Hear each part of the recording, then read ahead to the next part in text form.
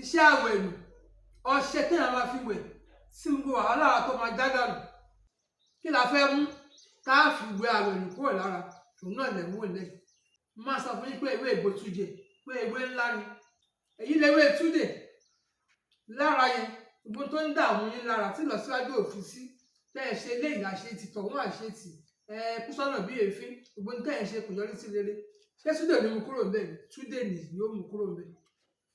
ewé oríjì nìyí adẹ́kẹ̀ ṣe sí gbogbo tẹ́ ẹ bá fẹ́ ṣe pọ̀ táwọn adarí sí yín jì yín á jẹ́ kó dẹ̀rọ̀ fún yín ewé oríjì òun èyí ni ṣàṣàǹgèlè ẹ̀yẹ ṣàǹgèlè sí mi alápàǹdẹ̀dẹ̀ ẹ̀yẹ àwọn àgbàlagbà níbẹ̀ ṣe ń wò lọ́wọ́ mi alápàǹdẹ̀dẹ̀ wọ́n jẹ̀kẹ̀ ṣe tí wọ́n jẹ̀kẹ̀ lọ́nà lọ ẹ kó sódó ẹ̀yẹ méjèèjì yẹn kó sódó ewé oríjì ewé túdè ewé bòtújẹ ẹ kó sódó ẹgún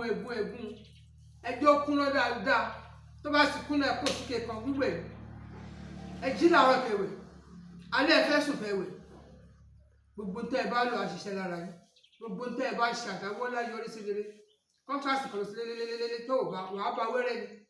ìwọ gbọ́dọ̀ rẹ̀ ìwòsàn ni wàá kà ìwọ sì ti ṣe kò sí ẹ̀yí ẹ mọ́ ẹlòmí àtiwá àbí káwọn sì ẹ̀wẹ̀ṣẹ̀ mọ́ ni tọ́lá wọn sì wẹ̀ṣẹ̀ òṣèwẹ̀ ọṣẹ òdìfẹ́ níkà ọṣẹ máa ṣiṣẹ́ ọṣẹ àwẹ̀rù ní kẹ́ẹ̀mí tẹ́ bá ti wẹ̀ṣẹ̀ àwẹ̀rù mo tó bá ń dààmú nílá ló máa kúrò bẹ́ẹ̀ èmi tí mo ṣe lélẹ̀ tí mo lo black soap òun ọṣẹ dúdú kọ́ ló yín bá gbé kẹ́ẹ̀lú ẹlòmíì ìṣẹ̀dá ìfúnṣẹ dúdú o ọṣẹ white mo fi ṣe lé a béèrè wò ṣé ọṣẹ dúdú báyìí lára mu tó bá ti báyìí lára mu á ní owó tí ò bá ti wá ẹbí alára ẹ̀fọ́ níwájú àlejò olù ohun dúdú rẹ̀ tó ti lé nǹkan tó dá wà máa sọ fún wa ní oògùn tí ò jẹ ewé ẹ̀ ní òpè tẹ́wé oògùn bá pé ẹ bá ṣe bó ṣe yẹ ká ẹ ṣé gbúdọ̀ jẹ nù ògùn bàjẹ́ fún wa o àṣẹ tẹ́ àwọn obìnrin lé gbogbo tẹ́ ẹ bá lù àwọn akẹ́fẹ́ yìí náà àṣẹ àṣẹ gbogbo ayé kò nílò fún yín jó àṣẹ ẹnì kan pé ẹ̀jẹ̀ gbọ́ lómi tútù fún ohunkóhun láti bá mi sọ lórí ẹ̀rọ mi ẹ̀rọ mi náà ní 07033231022 ẹ̀gbọ́n lẹ́ẹ̀kan sí 07033231022 ẹ lè fẹ́ pè mí lórí whatsapp kẹ́ ṣe mẹ́sẹ̀gì kẹ́ fohùn síbẹ̀ ṣe ní whatsapp yẹn ẹ má fi òun pè mí ẹ kàn ṣe mẹ́sẹ̀gì bí ìlà méjì péré ọ̀ọ́ kẹ́ ṣe voice note síbẹ̀ voice note kẹ́ sọ̀rọ̀ sílẹ̀ ńbẹ̀ kẹ́mi náà lé kí n gbọ́ kí n ga yín lóhùn padà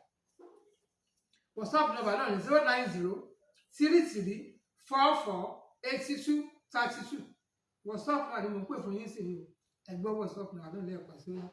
09033448232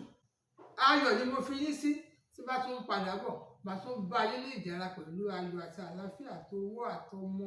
àtẹ̀mí gígùn bẹ́ẹ̀ ni ó lò sí gbígbàdúrà wá gbọ́. àṣẹ tẹ́ni